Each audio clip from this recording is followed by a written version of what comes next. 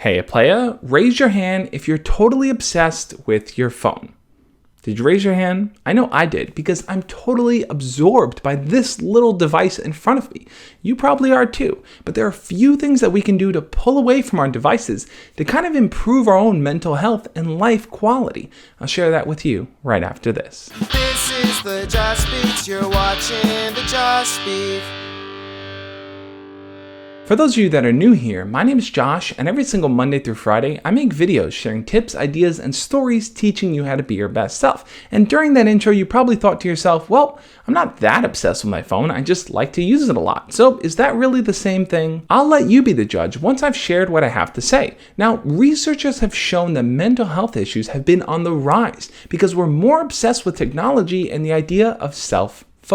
What is self-focus? Well, self-focus is crafting a lifestyle where our actions kind of focus on ourselves. We post things about ourselves, we talk about ourselves, we make lists for ourselves, we save pictures for ourselves. Basically, it means that you're paying a lot of attention to the way that you think, feel, and behave. And now I know you might be thinking, why is that actually a bad thing? Shouldn't I be paying attention to myself? And you're right, self-focus isn't bad. We should be doing things to incrementally improve our behaviors, and we should be getting feedback and critiques from other people to see where we can make changes. But there is a tipping point. If you're too focused on yourself, you start to develop higher levels of anxiety, neuroticism, you're more critical of yourself, and it's easier to fall into a spell of depression. And when this starts to happen, it's easier for that ball to get bigger and bigger to the point where it consumes us. Every single day we're thinking about what our image looks like online, how other people are perceiving us, and how we're presenting ourselves. It becomes a never-ending cycle. And social media is that catalyst. For example, have you ever posted something on Instagram and then got a little nervous or worried that it wasn't going to get enough likes, whatever enough means?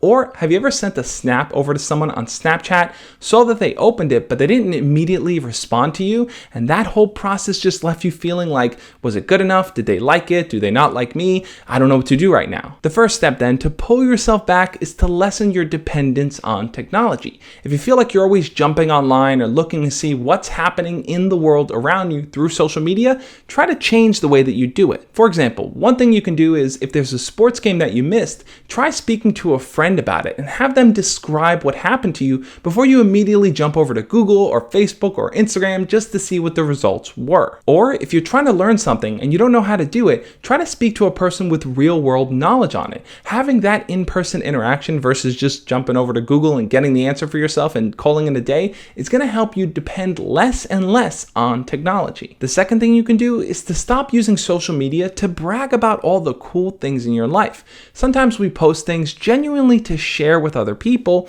and then sometimes we post them just to get reactions from people, for people to see how cool we are or how awesome we are for the things that we like. If you see that you're caught up in the numbers game of how many likes and comments and followers you have on a social media platform, that's when you know you're becoming a little too invested and a little too obsessed with it. Now, don't get me wrong. If you feel like you're trying to build a brand on social media, these metrics can be useful for you. But if you're in that stage where you're chasing numbers and your mood goes up and down depending on how many you get, that's when you know you need to back away. The third tip rests on the second one here, where if you see other people doing this, other people showing off or bragging about the things that they have or the things that they do, it can make you feel insignificant, like you're less than them and you're worthless. But that simply isn't true. Chances are they're stuck in the same game that you were, chasing followers and likes and comments. So instead of worrying so much about what other people are posting, just genuinely share and comment and interact with the things that matter to you.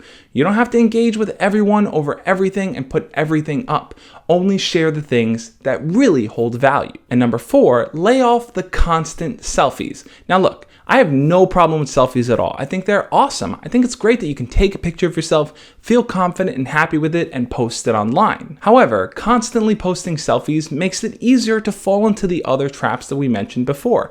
Chasing likes and followers, feeling like, the little imperfections that you have might actually hurt your appearance online, being worried about how people are going to perceive you. It could end up being a downward spiral. So mix it up from time to time. Share pictures of you and your friends. When you share pictures of you and your friends, you're less likely to be more critical of how you look in that picture because you're going to remember the memory that you shared with your friends, and you're not going to be staring at a picture of your own face thinking, why do my eyes look like that?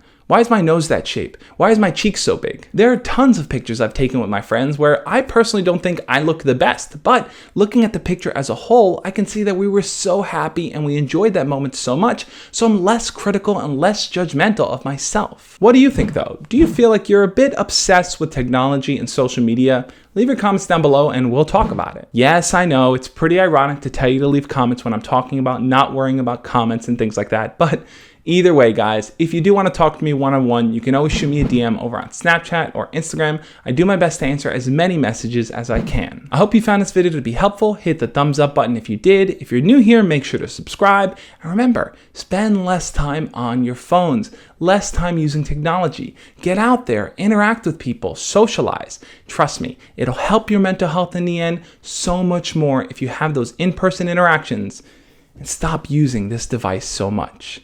As always, guys, love and peace.